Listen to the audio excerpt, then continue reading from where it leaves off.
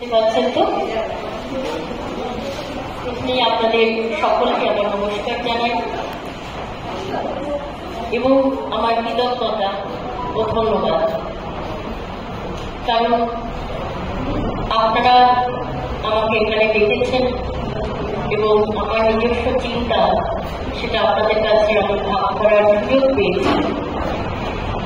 এই কারণে আমি নিজেকে যথেষ্ট কৃতজ্ঞ আপনাদের কাছে।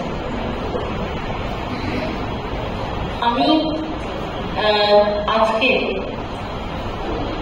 যে বিষয়টা আপনাদের কাছে আলোচনা করব, বিশেষত আজকে যে তিনটার জন্য আমরা এখানে সবাই সমবেত করেছি, আন্তর্জাতিক শ্রমিক নারী দিবস উদযাপন করার জন্য। এই যে 8 মার্চ এলেই আমরা মোবাইল খুললেই আমাদের হোয়াটসঅ্যাপ, ফেসবুক বা সোশ্যাল মিডিয়া জুড়ে দেখবেন একটা শুভেচ্ছার বাণী আসে, নারী দিবসের শুভেচ্ছা, নারী দিবসের। আমি কথাগুলো খুব কেটে কেটে বলছি, বলার কারণ একটাই, যাতে কথাগুলো ঠিক মর্মার্থ আমরা আলোচনা করতে পারি। এই যে অভিবাদনের সুরে চলে আসে ভাষাতেও, নারী দিবসের হ্যাপি উইমেন্স ডে বা নারী দিবসের শুভেচ্ছা, এই ধরনের যে কথা আসে, এই কথার আশাটাকে আমাদের কাছে সব থেকে আগে পরিত্যাগ করতে হবে। আমরা যদি এই হ্যাপি উইমেন্স ডে শব্দটাকে অস্বীকার করতে না পারি, এটা শুনলে হয়তো আমাদের কাছে একটা অন্যরকম শোনাচ্ছে, কিন্তু যখন আমরা এই আলোচনাটা বিস্তারে যাব তখন এটা আমরা বুঝতে পারবো যে কতটা অলিক একটি শব্দবন্ধ দিয়ে আসলে আমাদের উপরে নিষ্পেষণ নামিয়ে আনা হয়েছে। এই যে হ্যাপি উইমেন্স ডে, এই শব্দটা যে বলা হচ্ছে, এটা কারা বলে? প্রথম প্রশ্নটা এটা। দেখবেন এইটা একটা অভ্যেসে পরিণত হয়ে গেছে, আমরা সবাই বলছি, কিন্তু কথাটা এটা নয়। সেই আলোচনাটা আমরা আজকে রাখবো। দ্বিতীয় পর্বে, এই আলোচনার দ্বিতীয় পর্বে আমি রাখবো যে কেন মেয়েরা এই যে হ্যাপি উইমেন্স ডেতে পরিণত হলো, কেন আন্তর্জাতিক শ্রম নারীর মাঝখানে শ্রম শব্দটাকে কেটে বার করে দিয়ে ওই নারী শব্দটুকুকে রেখে হ্যাপি উইমেন্স ডে পরিণত হলো। তাহলে কেন এটা হলো? একটা কারণ আছে, তার ঐতিহাসিক প্রেক্ষাপটটা আমরা আজকে একটু আলোচনা করার চেষ্টা করবো। আর তৃতীয় পর্যায়ে এসে আমরা খুব রিসেন্টলি, আমি আপনাদের অনুরোধ করবো, যদি পান, বৃন্দা তারাতে একটি বই বেরিয়েছে, এই বুক ফেয়ারে বইটি বেরোনোর সঙ্গে সঙ্গে সমস্ত সেল হয়ে গেছিল, কপি ছিল না। আমি গতকাল কলেজ থেকে গিয়ে এই বইটা তুলে নিয়েছি। হিন্দুত্বের হিংসার মুখে নারী, বৃন্দা তারাতে। এই বইটিতে উনি দেখিয়েছেন, এবং এই সমগ্র আলোচনাটায় আমরা ঘুরে ফিরে আসবো যে কেন শুধু হ্যাপি উইমেন্স ডে বলে আসলে এর পেছনে রাজনীতিটা, কোনো কিছু কিন্তু রাজনীতি ছাড়া হয় না, এইটুকু দিয়ে আমরা শুরু করতে পারি। পৃথিবীর একটি গাছের পাতাও পড়ে না রাজনীতি ছাড়া, একটি গাছও মরে না, একটি কারণেও কারণ থাকে। কোনো কারণ ছাড়া হঠাৎ করে আপনার হাতে ললিপপের মতো হ্যাপি উইমেন্স ডে চলে আসে, এর পেছনে রাজনীতিটা, আন্তর্জাতিক রাজনীতি আছে। দেখবেন এই যখনই আপনাকে হ্যাপি উইমেন্স ডে বলে দেওয়া হবে 8 মার্চ, তখন একই রকম ভাবে হার্ট ডে, কি সব আছে, teddy day, kiss day, rose day, Valentine's day, এর মধ্যে কোনো তফাৎ নেই। হ্যাপি উইমেন্স ডে আছে তফাৎ? আমি যদি এইভাবে একসঙ্গে বলে যাই, আপনি এই মার্চ মাসের 14 তারিখে আপনাকে কেউ না কেউ ভ্যালেন্টাইন্স ডে জানিয়েছে, 8 মার্চ 14 ফেব্রুয়ারি জানিয়েছে, তারপরে এখানে এটা জানিয়েছে। আমরা সবাই খুব খুশি হয়ে এই সমস্ত মাতৃ দিবস, পিতৃদের দিবস, প্রেমিক দিবস, গোলাপ দিবস, তার সঙ্গে সঙ্গে নারী দিবস সব একই লাইনে একই পর্বে এই যে ব্র্যাকেট করে দেওয়া হয়, এইটা একটা রাজনীতি। এটা যতবার বলা হবে হ্যাপি উমেন্স ডে, ততবার আপনি আপনার সামনে থেকে সোম শব্দটাকে কেটে বার করে দেওয়া হচ্ছে। এবং এটা কোনো হ্যাপি ঘটনা, হ্যাপি হওয়ার কোনো ঘটনা নয়। কেন হ্যাপি হওয়ার কোনো ঘটনা নয়? এই কারণে, কারণ উমেন্স ডে এই যে আন্তর্জাতিক সোম নারী দিবসটি কোনো আনন্দের ঘটনার মধ্যে দিয়ে আসে। প্রথম সংগ্রাম, রক্তপাত, ঘাম ঝরিয়ে এই দিনটিকে বেঁধে হয়েছে। ফলে কোনো হয়ে নাচার মতো কোনো দিন এটা না, এই দিন শপথের। এবং এটি ভোলাবার জন্যে গ্রিটিংস কার্ড সমস্ত পুঁজি যারা এই সমস্ত দেখবেন কার্ড তৈরি করে, গোলাপ বিক্রি হয়, চাষ হয় এই পার্টিকুলার বিভিন্ন দিনের জন্য। এটা আপনি ভাবতেই পারবেন একটা কি ধরনের মার্কেট পুঁজি কাজ করে। আপনি যতবার হ্যাপি উমেন্স ডে সার্কুলেট করবেন এর মধ্যে টাকা পকেটে ঢুকবে আপনার নয়, আমেরিকার কোনো পুঁজিপতি বা ফেসবুকের মালিকের। এবং অদ্ভুতভাবে এটা বিনোদন করেছে 2000 সালে। ওরা 8 মার্চে হঠাৎ করে আন্তর্জাতিক নারী দিবস হিসেবে ঘোষণা করেছিল। তার আগে ছিল না, 1855 সাল থেকে 1855 থেকে ইতিহাস আছে আমাদের হঠাৎ করে 2000 সালে ইউএনও মনে হলো কিছু ক্যাপিটালিস্ট পুঁজিপতির মনে হলো নারীকে শ্রমিকের মর্যাদা দিলে তো মুশকিল আছে।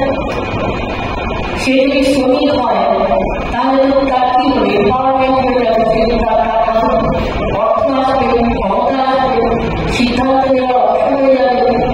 ফলে তাকে বারবার যদি শ্রমিক পুরুষের এক পার্শ্ব, শ্রমেও তোমার সমান অংশীদারিত্ব আছে, এটা যদি আমি তাকে মনে করাতে থাকি তাহলে তো মুশকিল। অতএব প্ল্যানফুলি ওই শ্রমজীবী শব্দটাকে উঠে দেওয়া হলো। এবং অদ্ভুতভাবে গোলাপের ছবি, আমি আপনাদের কাছে ক্ষমা চেয়ে নিয়ে বলছি, এই বেগুনি রং এগুলো কোথাও শুনে কোনোভাবে শুনি নারীদের সংগ্রামে জড়িয়ে ছিল। আমরা আমাদের এই সমস্ত ন্যারেটিভগুলো আমাদেরকে তৈরি করে ওপর থেকে মার্কিন পুঁজি, আন্তর্জাতিক পুঁজি, কর্পোরেট পুঁজি তারা আমাদের সামনে এগুলোকে রাজনীতি করে, যাতে আমরা এগুলোর মধ্যে ঘুরপাক খেতে খেতে ভুলে যাই আসলে 8 মার্চ কেন। 8 মার্চ 1855 থেকে শুরু হয়েছিল আমেরিকার বস্ত্র কারখানাগুলোতে যারা শ্রমজীবী মহিলা ছিলেন তারা একটি দীর্ঘ আন্দোলনের পথে যান। 1875 সাল থেকে সেখানে বিভিন্ন দাবি দাওয়াতে মেয়েরা তাদের কাজের সময় দাবি, সমান বেতনের দাবি, বেতন মর্যাদা, পূর্ণ বেতনের দাবি নিয়ে তারা আন্দোলন শুরু করেন 1855 সালে। ভাবতে পারছি আমরা 1857 সালে যখন আমাদের দেশে সিপাহী বিদ্রোহ হচ্ছে, সেই সময় আমেরিকার বস্ত্র কারখানার নারী শ্রমিকরা বিরাট লং মার্চে গেলেন। দিনটা ছিল 8 মার্চ। তারপরে তাদের মূল জাতিসংঘের ডিসেন্ট ওয়েজ, একটি সঠিক বেতন তাদের জন্য এবং নির্দিষ্ট সময় 18 ঘন্টা তাদের উপরে কাজের চাপ ছিল। তারপর 1908 আমেরিকার মেয়েরা আবার পথ নামলেন। এবার তাদের ডিমান্ড হল আমাদের ভোটের অধিকার দিতে হবে। 1910 এই চলছে এই ঘটনাগুলো তাড়াতাড়ি করে আমাদের বলছি তখন সময় রাখবো। ক্লারা জেটকিন ছিলেন জার্মান সোশ্যালিস্ট পার্টির একজন মহিলা নেত্রী। তিনি দাবি করলেন যে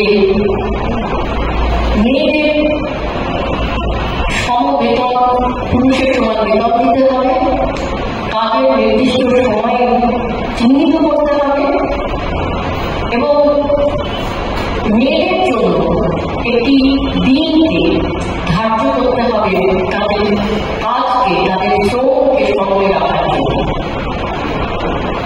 তখন ঠিক হল বিভিন্ন দেশে তখন সোশ্যালিস্ট মুভমেন্ট শুরু হয়ে গেছে। বিভিন্ন দেশের সমাজতান্ত্রিক দলগুলো তারা ঠিক করলো কোন দিনটাকে খাওয়া যেতে পারে, তখন ঠিক হলো মোটামুটিভাবে ঠিক হলো অন্তর্মতে আসা গেল। সেই সময় যারা নেতৃস্থানীয় ছিলেন বিভিন্ন দেশে সোশ্যালিস্ট পার্টিগুলো বা কমিউনিস্ট পার্টিগুলো যারা মহিলা নেত্রী ছিলেন তারা ঠিক করলেন মোটামুটিভাবে ফেব্রুয়ারি মাসের শেষ রবিবারটি মেয়েদের শ্রমজীবী মেয়েদের কথা স্মরণ করে ওই দিনটিকে চিহ্নিত করা যেতে পারে। তো সেই হিসেবে কখনো কখনো কোনো বছরে সেটা 25 ফেব্রুয়ারি পরে, কখনো সেটা 2 মার্চ পরে, তো বিভিন্ন সময় এরা হচ্ছে। এই করতে করতেই বলশেভিক রেভলিউশন রাশিয়াতে 1917 সালে হয়ে গেল। ফলে বলশেভিক মেয়েরা রাশিয়ার বিভিন্ন কারখানায় তারা জোটবদ্ধভাবে নেমে এলেন। তাদের দাবি ছিল বিভিন্নভাবে মেয়েরা শ্রমিকরা বিভিন্ন কারখানায় যে তাদের রাজনৈতিক অধিকার দিতে হবে, ভোটের অধিকার দিতে হবে, একটি নির্দিষ্ট সময়ে কাজ তাদের দিতে হবে, পুরুষের সমান বেতন দিতে হবে। লড়াই শুরু হয়ে গেল। সারা পৃথিবী জুড়ে ছড়াছড়ি করল মেয়েদের এই লড়াইয়ের কথা এবং মেয়েদের একটি ডিগনিটি আছে, সেই মর্যাদা, মেয়েদের ফ্রিডম বা স্বাধীনতার কথা, মেয়েদের ভোটাধিকারের প্রশ্ন, রাজনীতিতে সিদ্ধান্ত দেওয়ার সময়, পরিবারের সমাজের সর্বত্র তার কর্মের সুযোগ দেওয়ার তাকে দিতে হবে, তাকে কর্মের সুযোগ পাওয়ার ব্যবস্থা করতে হবে। এবার এই এখনকার মতো ভাতা সিস্টেম চালু করে দেওয়া যে বাড়িতে বসে মেয়েরা ভাতা পাবে না। মেয়েদের সমানভাবে সে গৃহস্থ যেমন করবে সেই শ্রমেও পুরুষের শ্রম থাকবে। গৃহের বাইরে এসে মেয়েদের শ্রমের জন্য সমান সুযোগটা দিতে হবে। এই লড়াই শুরু হলো এবং শেষ পর্যন্ত ঠিক করা হলো যে যারা জেটকিন ঠিক করলেন, এর পিছনে অনেক ইতিহাস আছে, অনেক টাইমলাইন আছে, টাইমলাইনে ডিটেলস শুনে আমি যাচ্ছি না, কারণ অনেকগুলো প্রসঙ্গই আপনাদের সামনে বলবো। শেষ পর্যন্ত ঠিক হলো যারা জেটকিন বললেন যেহেতু প্রথম মেয়ে শ্রমিকরা পথে নেমেছিলেন 8 মার্চ নিউ ইয়র্কে, আমেরিকা, বস্ত্র ইউনিয়নের শ্রমিকরা, বস্ত্র কারখানার শ্রমিকরা, সেহেতু 8 মার্চ থেকেই উইমেন্স ডে হিসেবে ধার্য করা হল, শ্রমজীবী নারী অধিকারের দিন হিসেবে ধার্য করা হল। এবং বলশেভিক রেভলিউশনের পরে রাশিয়াতে কমিউনিস্ট গভর্নমেন্ট তারা কিন্তু এই 8 মার্চকে ছুটি ঘোষণা করে এবং পৃথিবীর বিভিন্ন দেশে সমাজতান্ত্রিক দেশগুলোতে 8 মার্চকে ছুটি ঘোষণা করা হল আন্তর্জাতিক শ্রমজীবী নারী দিবস হিসেবে। এবং এই আন্তর্জাতিক শ্রম নারী দিবস শব্দটি দেখুন আরেকটি দিন 1 মে শ্রমিক দিবস, আন্তর্জাতিক শ্রমিক দিবস, আর 8 মার্চ আন্তর্জাতিক শ্রমিক নারী দিবস। এই দুটি দিন পৃথিবীর একমাত্র দুটো দিন যে দুটো দিন নেই কোনো ধর্মের গন্ধ পাবেন না, কোনো বর্ণের গন্ধ পাবেন না, কোনো জাতের গন্ধ পাবেন না, কোনো দেশের সীমানার গন্ধ পাবেন না।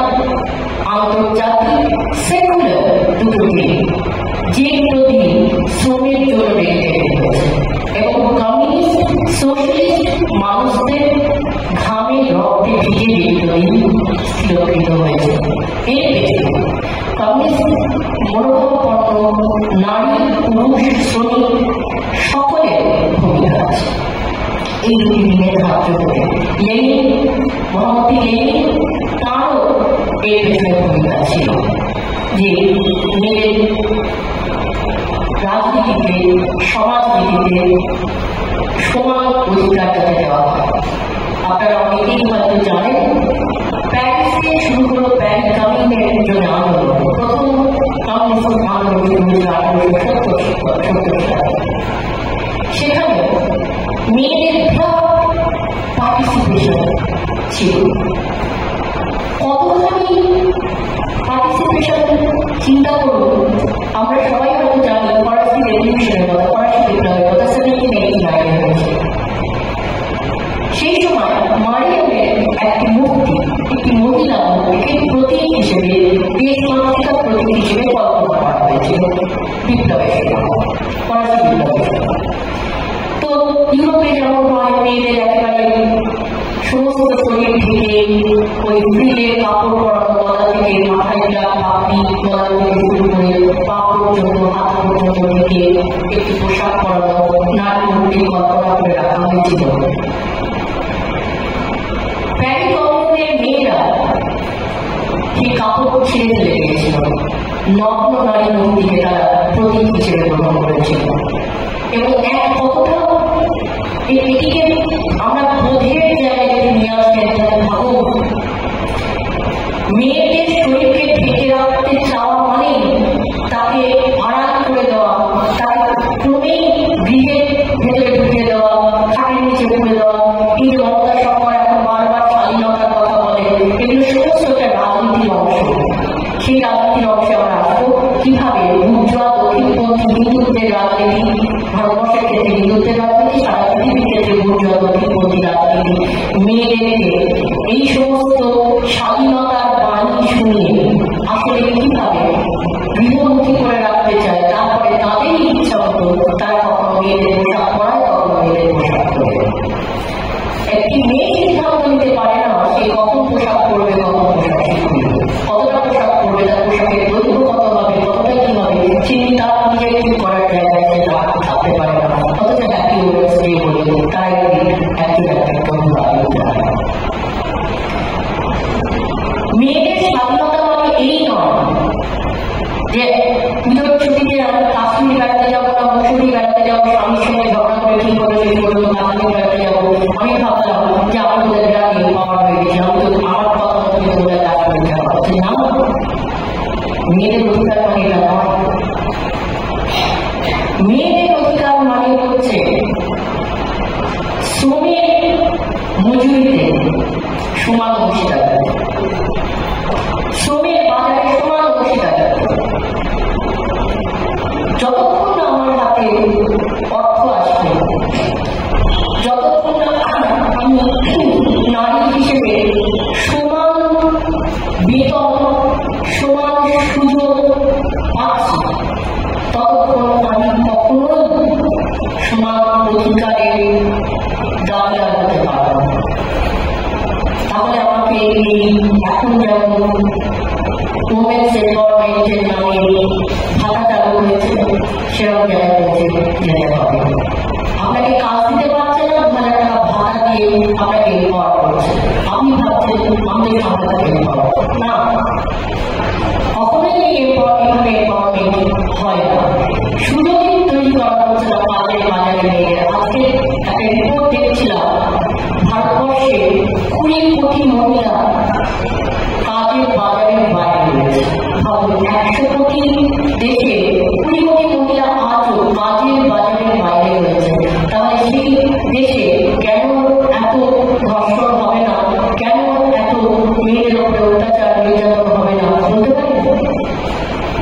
যাই হোক, আমরা এই ইতিহাস, 8ই মার্চের যে ইতিহাস, সেই ইতিহাসের পরে আমরা চলে আসছি কেন মেয়েদেরকে আমরা দিকে শ্রমের বাজারটাকে সরিয়ে দেওয়া হলো। এরা কিরম ছিল অতীতের ইতিহাস যদি দেখি, আমরা সবাই ছোটবেলায় ইতিহাস বই পড়েছি, আমরা যে একটা সময় সভ্যতা তৈরি হওয়ার আগে বা ইতিহাস তৈরি হওয়ার আগে মানুষ মেয়ে হোক, নারী হোক, পুরুষ হোক, সকলেই গুহার মধ্যে বসবাস করতো, জঙ্গলে বসবাস করতো। সবাই গ্যাদার ছিল, কালেক্টেড ছিল, অর্থাৎ ফলমূল গাছ থেকে পেয়ে খেত। মেয়ে বা ছেলে হিসেবে কোনো বিভাজন সেই সময় ছিল না। তারপর কিন্তু মানুষ আস্তে আস্তে সভ্যতা এগোচ্ছে, কৃষি কাজ শেখা শুরু করলো। প্রথমে বল্লভ আবিষ্কার হতো, ছেলেরা করলো কি ওই বল্লভ ছুঁড়ে যখন পশু শিকার করতে শুরু করলো, আগুন আবিষ্কার করলো, সেই পশুটাকে ঝলসে খাওয়া হবে। অর্থাৎ পশু শিকার করতে ছেলেরা বেরিয়ে গেল বাইরে, কারণ বাড়ির ঘরের সঙ্গে তো কোনো পশু ফেলে গেল, জঙ্গলে চলে গেল। তখন মেয়েরা কি করলো? মেয়েরা করলো তার কি ওই যে গাছের ফল টলগুলো পেয়ে খেত, তার বীজগুলো ঘরের সঙ্গে ফুটলো এবং কৃষি কাজ শুরু হলো মেয়েদের হাত দিয়ে। মেয়েদের প্রথম কাজ ছিল, কোনদিন সে কর্মদিন রইল না, প্রথম কাজ ছিল যে কালেক্টর বা গ্যাদারার, সোসাইটি ফলমূল বা খাদ্যদ্রব্য সংগ্রহ করত। দ্বিতীয় পর্যায়ে, সভ্যতার দ্বিতীয় পর্যায়ে মেয়েরা হলো চাষি, অর্থাৎ কৃষি কাজ মেয়েদের হাত দিয়েই শুরু হলো। ফলে মেয়েরা ছিলেন অবশ্যই অসম্ভবভাবে শ্রমজীবিতার পাঠ, সমান অংশীদার। ছেলেরা বাইরে পশু শিকার করতে যাচ্ছে, মেয়েরা যাচ্ছে।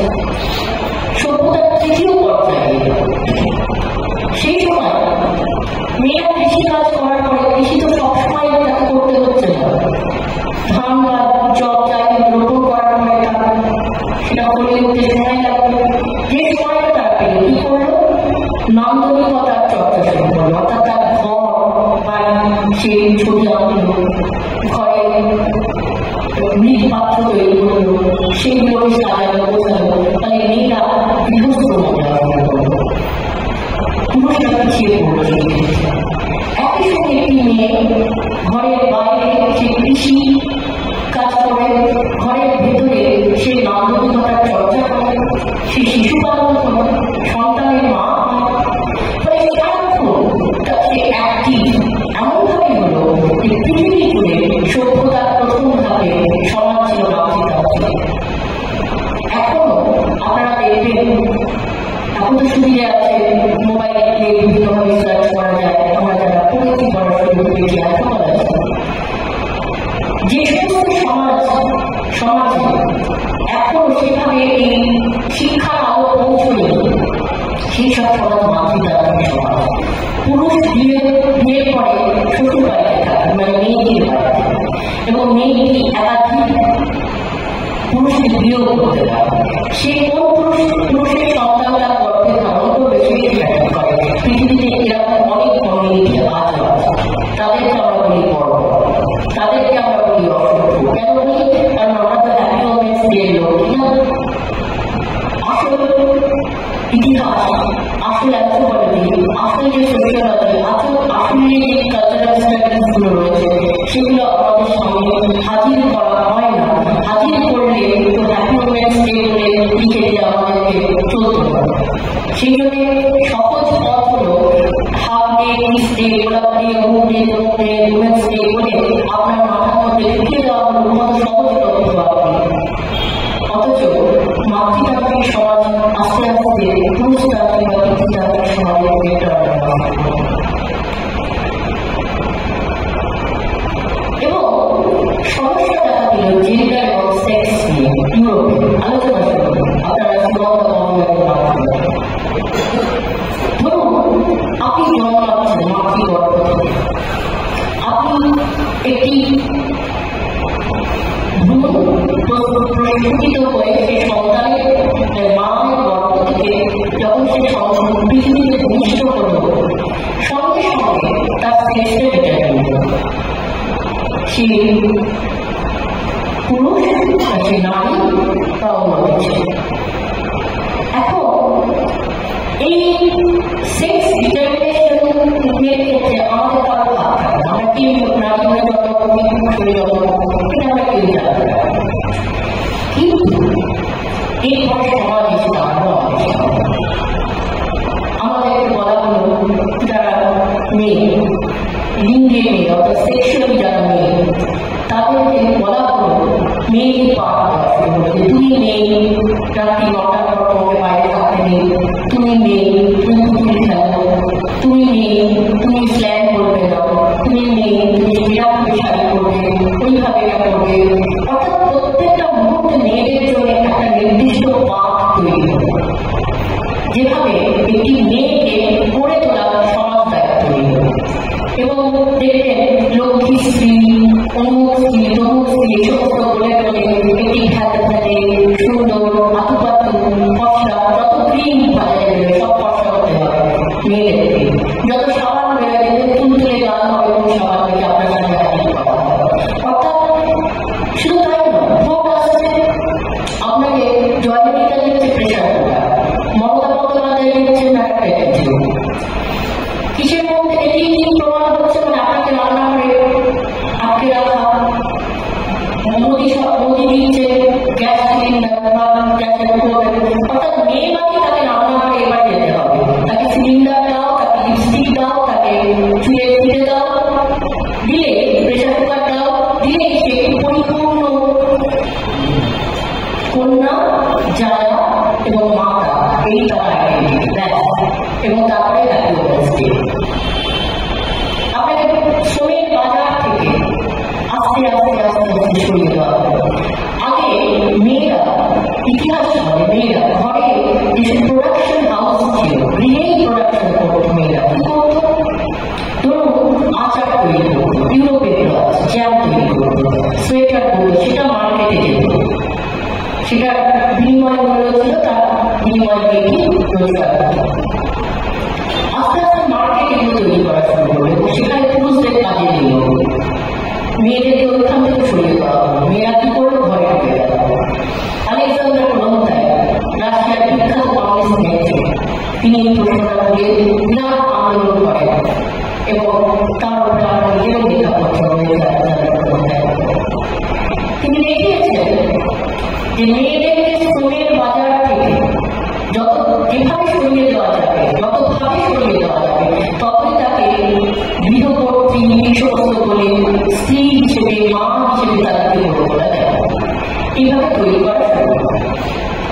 ফলে এটা মাথায় রাখতে হবে, জেন্ডার অর্থাৎ আপনি মেয়ে আর একজন ছেলে, এইটা সমাজ আপনাকে তৈরি করে।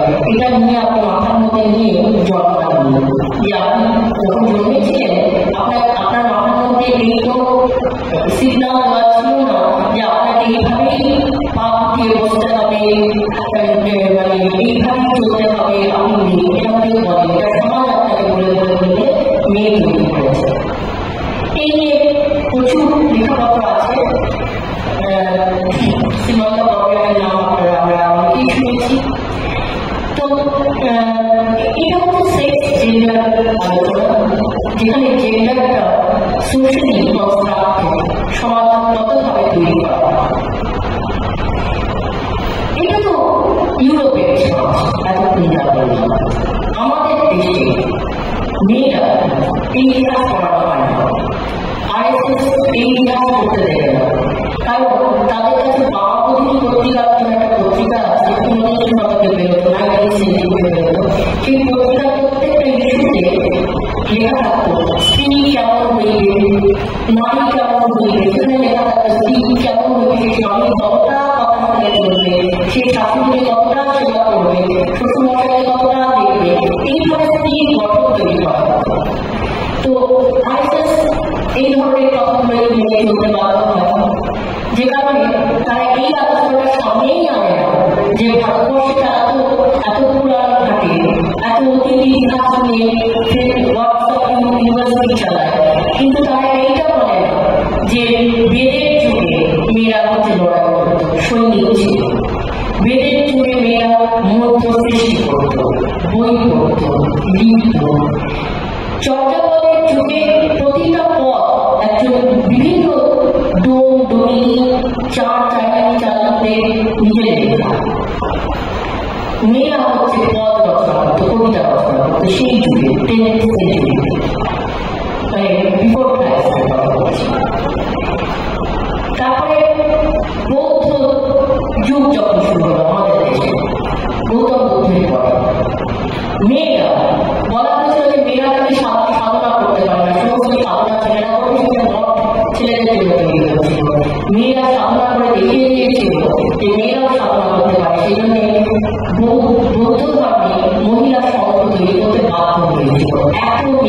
সাধন পথে এসেছিল, ঠিক সেটা আধ্যাত্মিকতা আসা উচিত চিন্তা সেসব কিন্তু মেয়েরা সাধনা করেও দেখিয়ে দিয়েছিল যে সাধনার পথে গেলেও তারা একটা স্বপ্ন তৈরি করে ফেলতে পারে। তো সোমা নামক এক মহিলা বৌদ্ধ ধর্মের তার আশ্রয় ছিল, তিনি স্বপ্ন স্থাপন করেছিলেন। তো মেয়েদের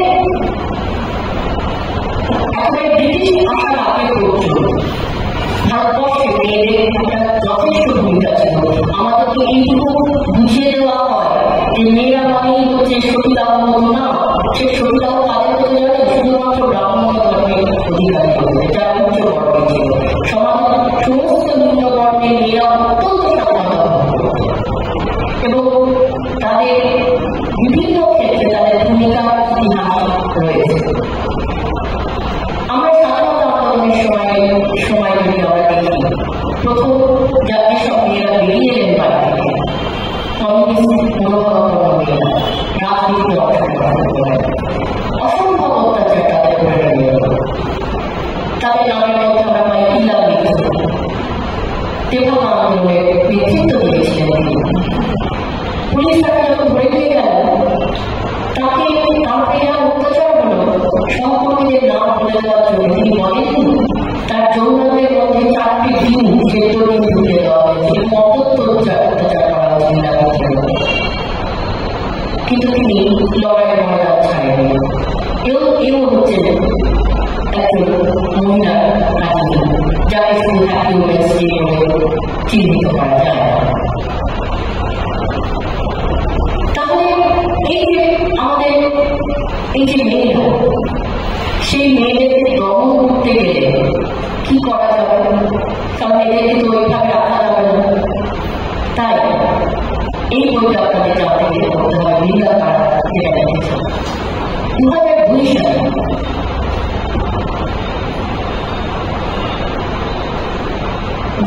যখন গুজরাটে দাঙ্গা হচ্ছে, সেই সময় আপনারা জানেন গুজরাট দাঙ্গায় তিনি নৃশংসভাবে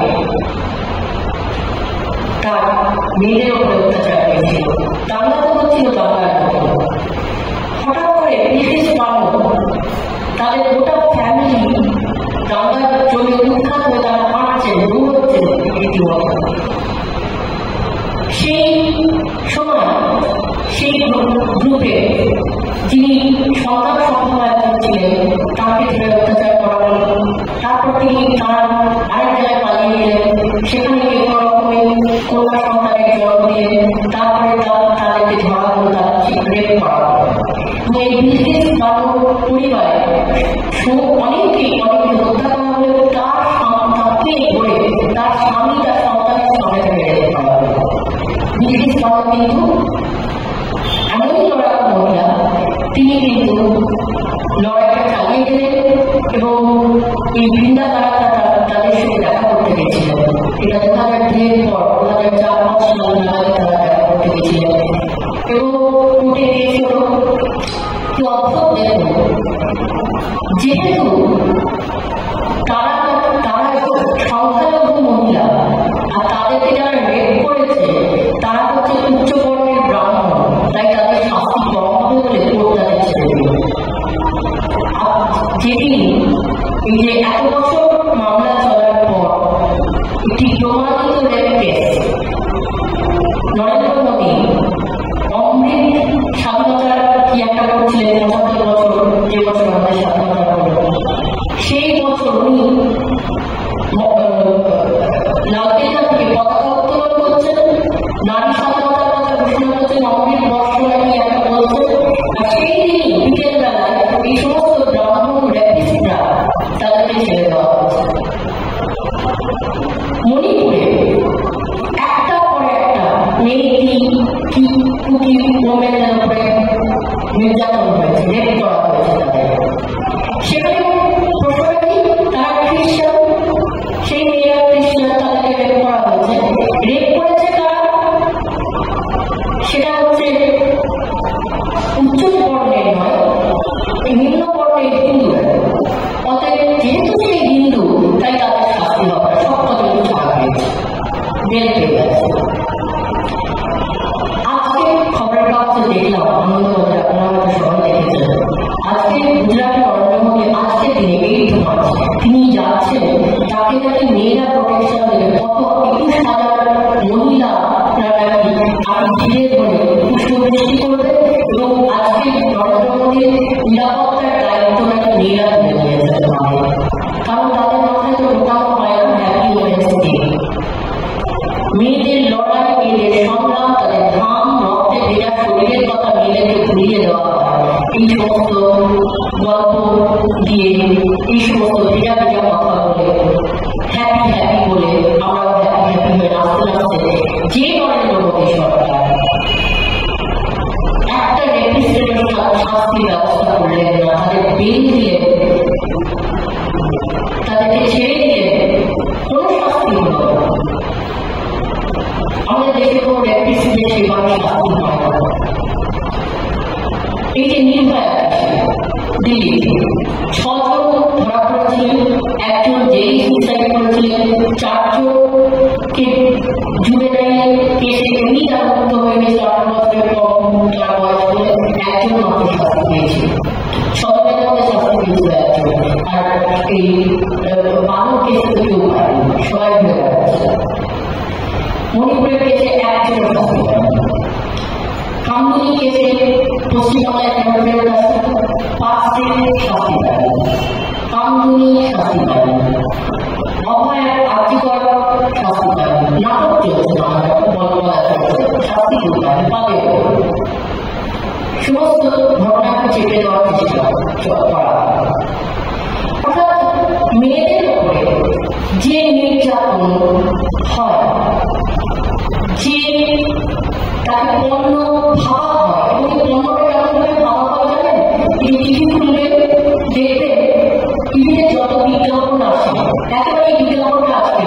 আমি বলছি যখন ব্রিটিশরা সাবানের বিজ্ঞাপন এসেছিল ভারতবর্ষে, প্রথম সাবানের বিজ্ঞাপন ব্রিটিশ কোম্পানি যখন ছেপেছিল, সেখানে একজন মেয়েকে দিয়ে ছাপা হয়েছিল, সে হাত কাটিয়ে আছে সাবান। অর্থাৎ একটি মেয়ে মানে একটি তার চাহিদা হচ্ছে তার সাবান, তার চাহিদা হচ্ছে গোলাপ, তার চাহিদা হচ্ছে প্রেসার কুকার।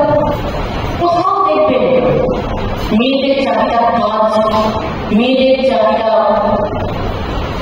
বেতন, সমবেতন, সমকাজ, সমমূল্যের যোগ্যতা, সেই আলোচনা কোথাও করতে দেওয়া হবে না। এবং এই করতে যতদিন দেওয়া হবে না, করতে আপনাকে করতে দেওয়াই হবে না, তার কারণ আপনাকে বুঝিয়ে দেওয়া হয়েছে হ্যাপি ওমেন্স ডে মানে হ্যাপি হওয়া।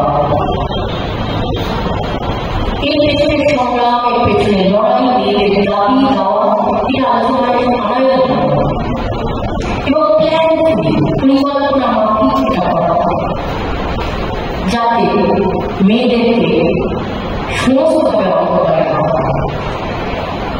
আমরা শেষ করব আমার কাছে একটি কবিতার একটি অংশ দিয়ে, যে মেয়েরা আসলে কেমন।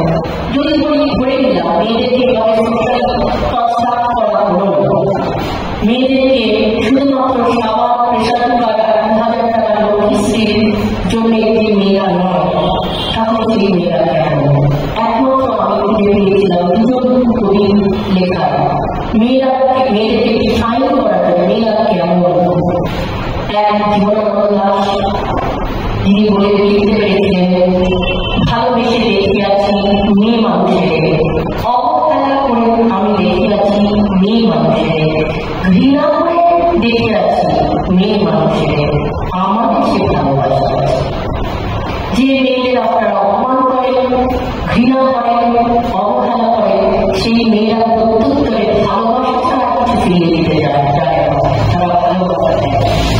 তাই রবি যখন লিখছেন মেয়েদের সম্পর্কে, সেখানে যে ক্যাপশনটা আপনারা করলেন, ওটা ওই ক্যাপশনটি আমারই দেওয়া, যে কেন শুনলে খেয়ে যাও, কেন আমি আমার নিজের পথ দেখে নেব না, কেন আমরা নিজেদের পথ নিজেরাই দেখে নেব না, বসে নেব না, কেন হ্যাপি ওমেন্স ডে ওরা বলছে বলেই আমরা বলে দেবো, ওরা আমাদের খাতা দিল বলেই আমরা হাত লাগিয়ে নেব, প্রেসার কুকার দিয়ে দিল বলেই আমরা নিয়ে নেবো।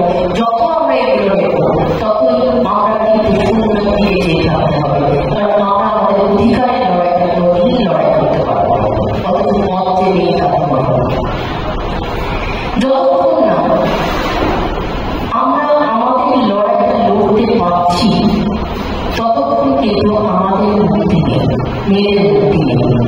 সেই জন্য আমি আমার বক্তব্যগুলি শেষ করব যে এই পর্যায়ে দাঁড়িয়ে যেখানে ব্রিটিশ বাংলা থেকে আর্জি করে এই ধর্ষিতা মেয়েটিরও বিচার হয় না, সেইখানে দাঁড়িয়ে আমাদের আমরা মেয়েরা হ্যাপি মোমেন্টস ডে বলার জায়গায় সত্যিই কি আছি?